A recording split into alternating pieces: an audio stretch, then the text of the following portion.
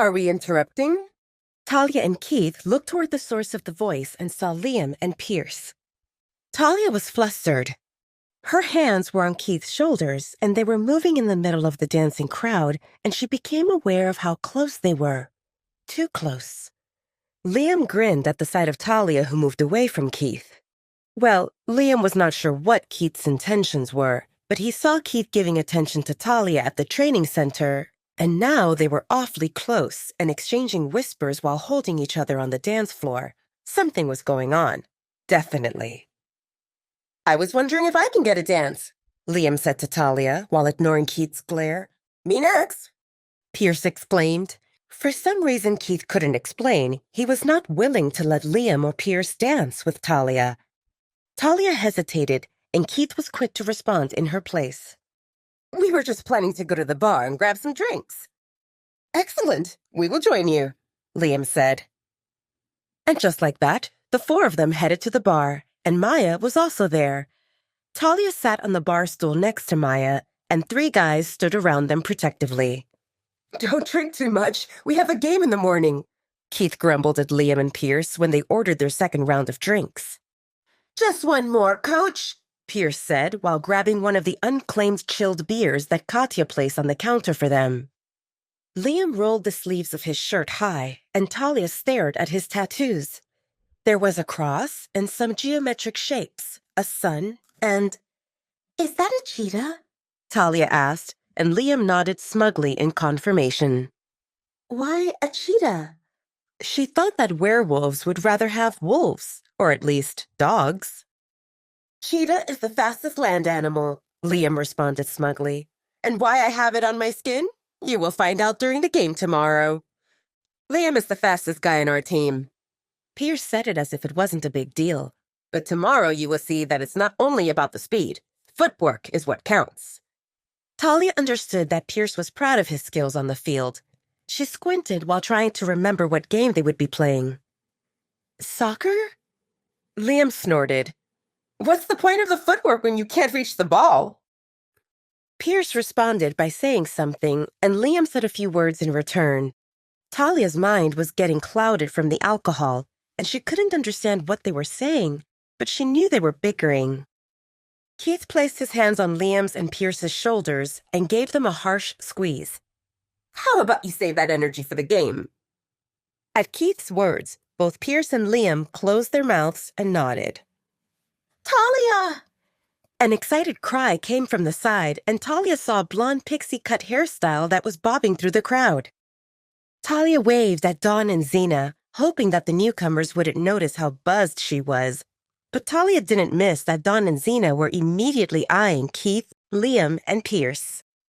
Xena and Dawn knew who Liam, Pierce, and Keith were, but they were not in the same circles, because Omegas didn't mix with warriors, and Keith was something like a celebrity trainer who earned an unimaginable amount of money with his line of protein shakes.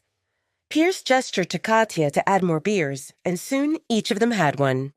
After finishing the beer he was holding, Keith excused himself, saying that he had an early start in the morning, and he reminded the guys not to stay too long and not to get wasted.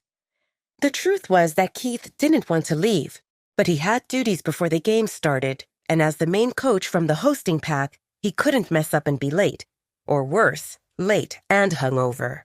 He was planning to head home when he saw Talia, and that was a long time ago. Will you be okay here? Keith asked Talia, and she confirmed with a nod and a silly grin on her face.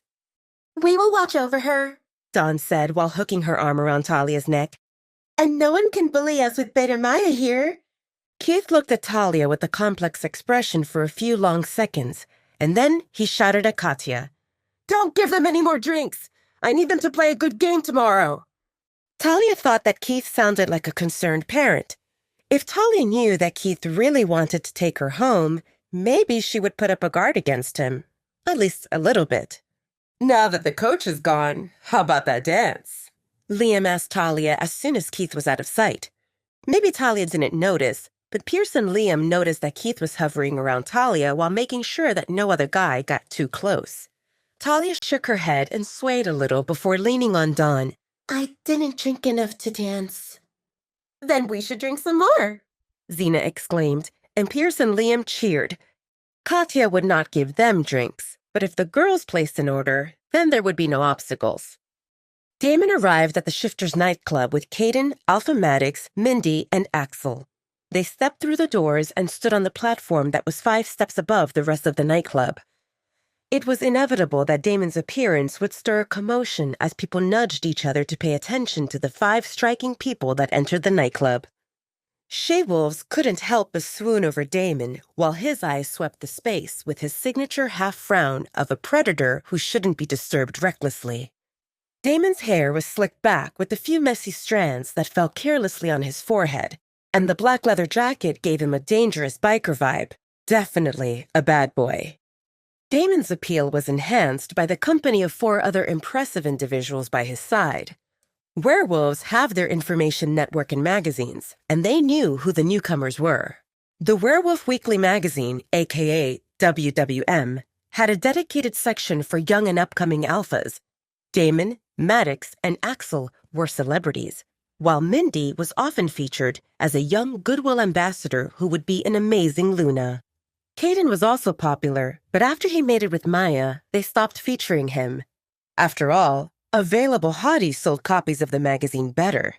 The magazine reached out to Caden and Maya to be shown as a couple, but they wanted details related to their work as betas, so Caden and Maya refused because they didn't want to disclose the inner workings of the Dark Howlers pack. Damon's jaw tightened. The crowd and noise were familiar.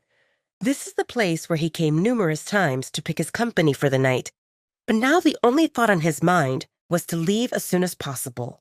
Damon reminded himself that he can have 1 drink before heading back. He would come up with an excuse for something he needed to handle. And that something was cuddling with Talia, because he was confident that Talia would be done with her girl time. The Shifters nightclub was in the territory of the Dark Howlers pack, and the owner, aka Katya, was a pack member. So naturally, Alpha Damon had his private booth that no one else would dare to use without Damon's approval. The booth was elevated with a metallic rail separating it from the rest of the nightclub. There were 2 low tables with 1 curved sofa where at least 10 people could sit without touching each other. That booth is the only area where colorful lights would never hit, giving it privacy in the darkness, while people who are in that booth could clearly see the rest of the nightclub. Of course, Talia, just like everyone else, noticed the wave of commotion as 5 people made their way to the VIP booth. Damon's booth was on the opposite side from where the bar was, and it was in the dark, but Talia saw Damon climbing up. She would recognize him no matter how far away or how dark it was. Darkness and distance were not a problem for Talia, and she never realized that others couldn't see clearly when she was able to spot every detail, like it was up close during daylight. Subconsciously, Talia held her breath as she soaked in Damon's every move. There was a majestic aura around Damon that projected danger and confidence, and he was beyond handsome. Unfortunately, that good eyesight allowed her to see Mindy walking close behind Damon, and piercing pain in her chest clenched her heart. Talia didn't get it. Why did she care about Alpha Damon? Yes, they spent some time together, but she was careful not to allow her imagination to run wild, and she repeatedly told herself that Damon's attention didn't mean anything. She was a temporary entertainment, a pet, a charity project. How did she find herself trapped in a web of fantasies that didn't even form in her mind? It didn't make sense. Nothing made sense. Talia shook her head, together with any negative emotions that swelled within her. She would not allow him to spoil her mood. With the corner of her eye, Talia thought that she saw Damon holding his chest just before he disappeared into the darkness, and Mindy moved with haste to support him. Of course, Mindy would support him. Talia told herself not to care. If Damon is unwell, Mindy will take care of him, and Talia doesn't have the right to get close to him. Her role in his life was done. Talia took a big gulp of chilled beer, hoping that it would erase the thoughts and emotions that weighed on her. Please subscribe to the Pocket FM YouTube channel and press the bell icon for instant notification. Check out our channel for more such exciting shows.